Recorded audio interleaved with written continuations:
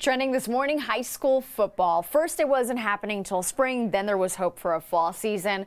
Then that hope was dashed, and now it's happening in the fall.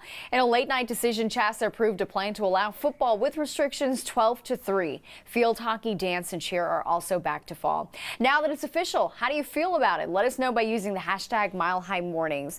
The governor announced the variants Wednesday evening, saying CHSAA could go forward with certain outdoor sports. Now it's up to the schools if they want to play this fall or spring. And it's all conditional based on COVID-19 data. Teams will have to report cases and outbreaks the same way that schools do. And of course, everyone has to wear a mask, practice social distancing when not actively playing or performing. Here's why it's happening now. After some back and forth between CHSAA and the governor's office, the new plan has raised limits on the number of participants. Now 50 players per football roster, not including coaches, officials, or staff, can be on the field at one time.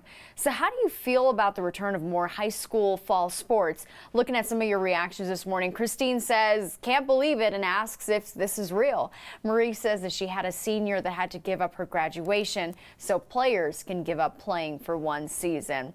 Schools and teams are now figuring out what's next, so it's not clear when those Friday night lights will happen. A lot of back and forth, but I'm happy for the players. Glad to see that there's some kind of official order now in place. Yeah, especially the players who are seniors. I mean, this is their last hurrah, right? And this all came about because the numbers in Colorado have remained fairly low because people are doing the right thing.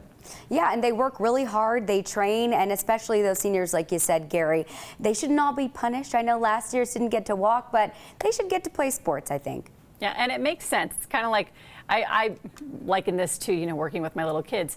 The better you are at following the rules, the more freedoms that you get. Right. There you go. Yes. Right? Pretty simple. Yeah, it's pretty simple. So we'll see how it goes. It'll be fun for them to play, that's for sure.